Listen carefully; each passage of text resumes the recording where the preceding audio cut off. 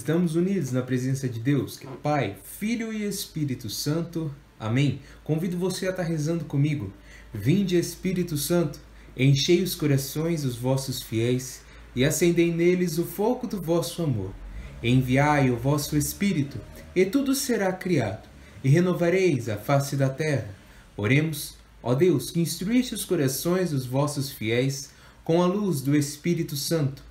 Fazei que apreciemos retamente todas as coisas, segundo o mesmo Espírito, e gozemos sempre da sua consolação. Por Cristo Senhor nosso. Amém.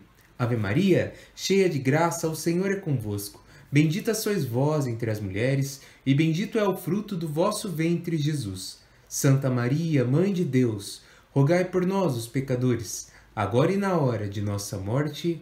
Amém. Bom, meus queridos, como vocês estão? A paz de Jesus, o amor de Maria e o fogo do Espírito Santo estejam com todos vocês. Nesta manhã eu quero passar para vocês uma mensagem sobre Jesus, o nosso Salvador. A temática desse encontro nada mais tem um objetivo do que nos trazer a verdade absoluta de Cristo e qual foi o seu propósito, né? E para a gente bem começar esse encontro, é necessário a gente começar a ter um pensamento, um desenvolvimento sobre aquilo que é a figura de Cristo para a nossa fé, para a nossa certeza de sua graça e com certeza a nossa salvação. Então, a gente começa a ter o nosso entendimento quando a gente pensa na promessa. A promessa da vinda de Jesus, na verdade, nasceu há muitos e muitos anos, até mesmo antes de Adão e Eva. Porque antes dele estar encarnado no meio de nós, Jesus era dado como o verbo, ou seja, a palavra, a promessa da salvação que vinha diretamente do coração de Deus. E quando o pecado começou a se propagar ao mundo, foi então que Deus começou a fazer a sua revelação da vinda de Jesus. Tá? Então a gente começa a ver lá em Isaías, no capítulo 3, versículos 14 e 15, uma chamada, como que a gente pode dizer, um proto-evangelho, ou seja, uma pequena promessa vindoura da salvação. Então a gente vê lá assim, em Gênesis 3, 14 e 15. E o Senhor Deus disse à serpente, a serpente depois daquele episódio da tentação de Eva e depois de Eva e Adão ter caído em pecado, dizendo o seguinte, e o Senhor Deus disse à serpente, por que fizestes isso, serás maldita entre todos os animais domésticos e entre todos os animais selvagens. Rastejarás sobre o teu ventre e comerás por todos os dias de tua vida. Porém, inimizade entre tua descendência e a mulher, e também assim a descendência dela, e esta te ferirá a cabeça, e tu lhe ferirás o calcanhar. Palavras do Senhor, graças a Deus. Aqui quando diz diz assim, olha só, veja bem. Porém, inimizade entre ti e a mulher, e a tua descendência e a dela, e esta te ferirá a cabeça. Quando diz esta te ferirá a cabeça, é a descendência da mulher. E quando aqui diz a mulher, espiritualmente a gente já vê que traz a mensagem sobre a vinda também de Maria, nossa mãe. Ela que é aquela que é o caminho da salvação para a humanidade, tá? Então, a descendência de Maria é Jesus. E ali diz que a descendência dela ferirá a cabeça da serpente, ou seja, do inimigo. Tá? Então, quando a gente começa a refletir sobre isso, a gente começa a perceber. Porque logo em seguida diz assim, e tu lhe ferirás o calcanhar. E existem traduções da Bíblia que diz que tu, por meio de traição, lhe ferirás o calcanhar, que é o que a gente começa a entender sobre a traição de Judas com Jesus Cristo. Judas foi seduzido, foi tentado às moedas de prata e assim entregou o seu mestre, Jesus Cristo, que era buscado ali para ser morto. Então, pessoal, quando a gente começa a pensar que lá em Gênesis, Deus já tinha uma promessa após a propagação do pecado, após o início da propagação do mal na face da terra, a gente começa a ver que Jesus tinha, sim, um propósito salvífico para cada um de nós. A gente começa a entender que Jesus estava por vir ali, já em promessa, como Deus, homem, para nos salvar. Então a gente começa a ter esse princípio lá em Gênesis. Então Jesus não é algo do Novo Testamento. Ele já vem como desde o início. Desde o início, quando Deus criou Adão e Eva, ele já tinha a certeza de Jesus. Entende? Porque Deus é alfa e ômega, ou seja, princípio e o fim. E aí não acaba por aí. A gente vê que lá em Isaías, o profeta Isaías, a gente pode ver que Isaías, ele era o profeta de maior testemunho de Jesus Cristo. Isaías, ele era o maior profeta sobre a veracidade da vinda de Cristo. Ou seja, ele era como se diz, o maior porta-voz da época sobre a promessa verdadeira da salvação dada por meio de Jesus Cristo. E lá no capítulo 35, em versículos de 4 a 10, a gente vê o seguinte: Isaías dizendo: Dizei aos aflitos, coragem, nada de medo. Aí está vosso Deus, e a vingança chega, e é o pagamento de Deus. Ele vem para vos salvar. Então os olhos dos cegos vão se abrir, e abrem-se também os ouvidos dos surdos. Então os aleijados vão pular como cabritos, e a língua dos mudos entoará um cântico, porque águas vão correr no deserto, rios na terra seca. O chão duro vai se mudar em pântano, e o seco vai se encher de minas d'água. O lugar onde dormiam os chacais será lavoura de juncos e papiros. Haverá aí uma estrada, um caminho que será chamado de caminho santo. Nenhum impuro passará por ele. Será para eles um caminho reto. Nele nem os tolos se perderão. Aí não haverá leão, nem qualquer animal selvagem poderá alcançar esse caminho, ou nele será encontrado. Por ele só andarão os que foram libertados. Os que foram resgatados pelo Senhor voltarão e chegarão a Sião cantando louvores, cobertos de alegria sem fim. Alcançarão a felicidade e o prazer. A dor e a tristeza foram-se embora. Palavra do Senhor, graças a Deus. Gente, a gente então vê que Isaías ali já traz uma promessa verdadeira de Jesus Cristo, e não apenas a vinda dele, como a sua salvação. A gente começa a ver que Jesus é Deus vivo que está por vir para nos salvar. Ele tem esse propósito, essa promessa de trazer a nós essa salvação. A gente vê lá no finalzinho, no versículo 10, os que foram resgatados pelo Senhor voltarão e chegarão a Sião cantando louvores, cobertos de alegria sem fim. Alcançaram a felicidade e o prazer, a dor e a tristeza foram-se embora. Então olha só que interessante, nós quando estamos envoltos do pecado, como vocês já viram, né, em outro vídeo, nós ficamos manchados, nós ficamos sujos. Mas aquele que quer se redimir do pecado e encontrar em Jesus a verdadeira salvação, este o fará, Jesus o fará. Jesus trará a vontade da promessa, aliás, trará a vontade, a vida, a salvação àquele que se arrepender do seu erro, àquele que se arrepender do pecado. Porque Deus, feito em Jesus, é misericórdia, entende?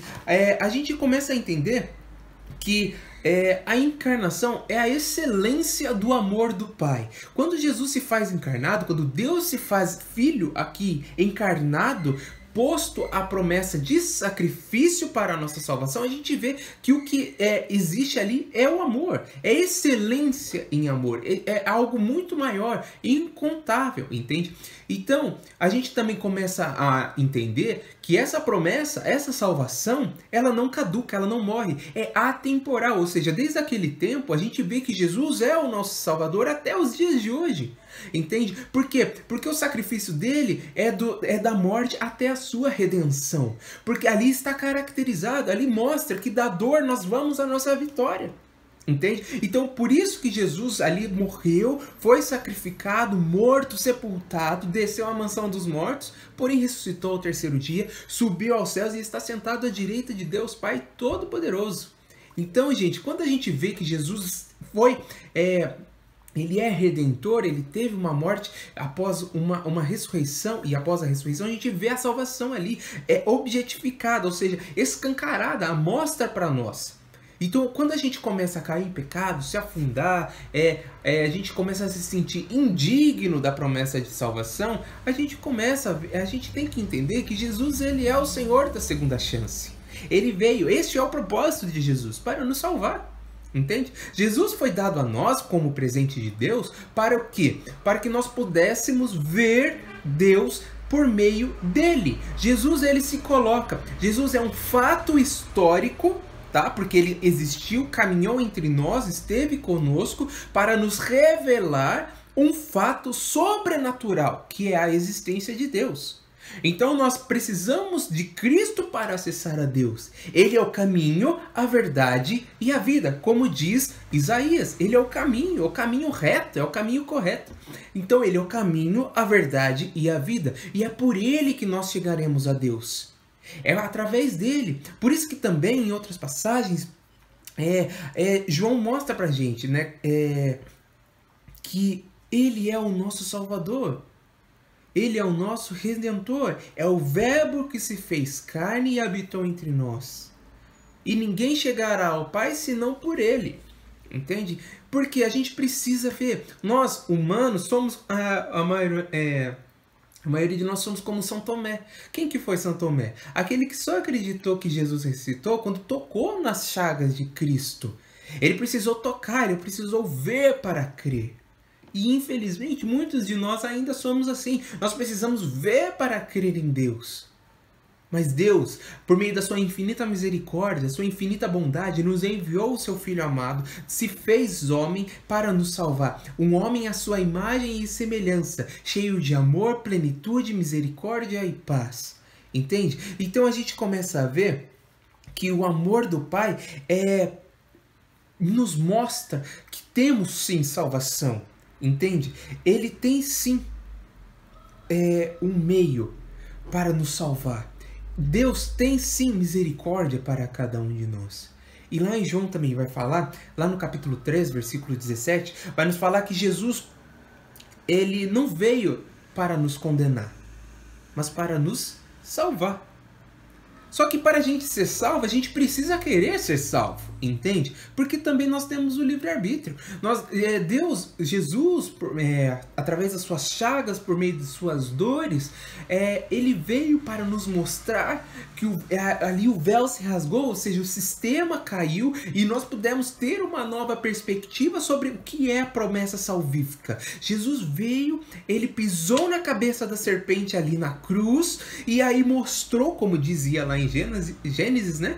A descendência de Maria, pisou na cabeça da serpente ali na cruz e nos mostrou que existe sim a salvação. Ele é o Senhor da salvação. Ressuscitou, foi à mansão dos mortos, salvou aqueles que lá estavam e está ali colocado a nós em modos práticos que nós podemos ser salvos. Quantas e quantas passagens Jesus não disse no Novo Testamento: vai, a tua fé te salvou. Entende? Então aquele que crê, aquele que acredita, pode ser salvo. Porque Jesus é o Senhor da salvação, como eu estou colocando aqui desde o começo. Em outros meios mais práticos e mais diretos, a gente vê o momento de São Dimas. Quem foi São Dimas? O chamado ladrão bom, aquele que ficou ao lado de Jesus na cruz. Do lado tinha um ladrão bom e o ladrão mau, né? Lá na Gólgota, ou seja, no Calvário. E o que São Dimas disse para Jesus?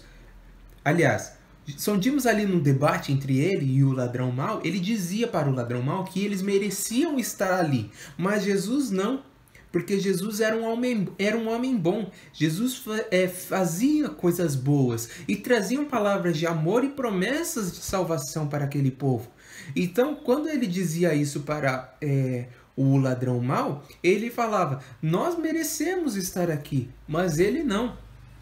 E eu só peço que Jesus, quando estiver no reino de Deus, se lembre de mim. E então o que Jesus diz? Em verdade vos digo, hoje mesmo, ainda hoje, estará comigo no reino de Deus. Então olha só, pessoal, como que é essa perspectiva do arrependimento?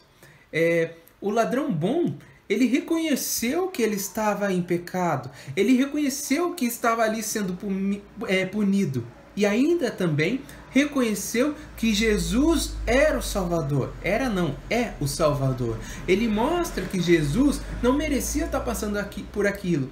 Que somente as palavras de amor, somente as promessas dele já serviam para a conversão, para a sua conversão. Entende? Então, para o ladrão bom, não era necessário ali naquela hora. Mas Deus quis assim. Deus quis precisar disso, para que nós pudéssemos ver que o sacrifício de Jesus não anulou, logicamente o sacrifício de Jesus nunca, jamais anulou qualquer palavra dele durante a sua vida aqui em terra, mas apenas completou, formalizou uma nova e perfeita aliança, né? Uma aliança que foi derramada por nós e por todos, para quê? Para que nós tivéssemos remissão dos nossos pecados. Porque, como sabemos, pessoal, nós não entramos no céu em pecado. Só entrará no céu aquele que está em vestes brancas, ou seja, limpinho por dentro e por fora. Entende? Então, Jesus quer redimir os nossos pecados, porque ele se fez uma perfeita aliança para nos salvar, para nos resgatar. Entende? E ali, quando o ladrão bom, ele reconheceu o seu pecado, se colocou como alguém, como um verdadeiro pecador, se sentindo indigno, ele ainda pediu a misericórdia de Jesus na cruz, ali antes de morrer, pedindo que Jesus se lembrasse dele lá no céu. E isso aconteceu com certeza, porque Jesus fez uma nova promessa ali, dizendo, ainda hoje estará comigo diante de Deus, lá no reino dos céus, que é o nosso propósito. Então, pessoal, Jesus é essa promessa salvífica e santificadora. Jesus é o meio humano que nos fez remeter-nos ao Pai. Então, Jesus, homem, nos fez a sua imagem. Jesus, como eu já disse agora há pouco, é um fato histórico para nos mostrar a narrativa de um fato sobrenatural, a sobrenaturalidade de Deus. E o que quer dizer sobrenaturalidade? É aquilo que está acima do que é natural aos nossos olhos, entende? Então tudo aquilo que a gente vê, a gente busca entendimento, busca conhecimento, é natural, entende? Agora Deus, ninguém explica, então por isso que fala que Deus é sobrenatural, ou seja, está acima daquilo que é natural aos nossos olhos. Então Jesus, sendo um fato histórico, nos mostrou a verdade de um fato espiritual. Por quê? Porque antes de estarmos aqui na Terra, nós também éramos sobrenaturais, nós éramos seres. Afinal, como diz a palavra, Deus nos conhece antes mesmo de estarmos no ventre de nossa mãe. Então, nós também somos seres espirituais que estamos aqui por esta missão de levar o anúncio da palavra salvífica àqueles que já estão desesperançosos, certo? Então, quando a gente começar a refletir e analisar, a gente começa a ver que precisamos nos afagar a Cristo, nos aproximar, nos abraçar. E qual que é o maior meio de hoje estarmos próximos dessa salvação, dessa redenção de Jesus? Claro, é por meio da Santíssima Eucaristia, né? Como que nós podemos nos redimir, assim como o ladrão bom se redimiu na cruz, né? Nós podemos nos redimir indo à confissão, né? Buscando o sacramento da penitência, nos redimindo, sabe? Quebrando o nosso carnal, limpando, nos lavando, nos purificando, para que sejamos dignos das promessas de Cristo, para que sejamos dignos daquilo que é o propósito salvífico do Senhor para a nossa vida, certo? Então fica aí essa reflexão, eu espero que vocês tenham compreendido, vale a pena a reflexão dessas passagens que eu coloquei aqui para vocês, e eu convido você a estar mandando para o seu catequista, pode mandar pelo WhatsApp, pelo Facebook, como você achar melhor, o que significa a promessa da salvação para você. Você catequizando, jovem, adolescente, eu convido você a estar escrevendo, mandando para o seu catequista o que significa a verdade salvífica de Cristo para você. Como que você vê Jesus como Salvador de toda a humanidade? Hein? Manda para o seu catequista, vamos estar fazendo essa interação para que a nossa evangelização não tenha fim, tá certo? Então Deus os abençoe muito, obrigado por terem assistido e conto com essa atividade, tá certo, gente? Deus os abençoe muito, a paz de Jesus e o amor de Maria.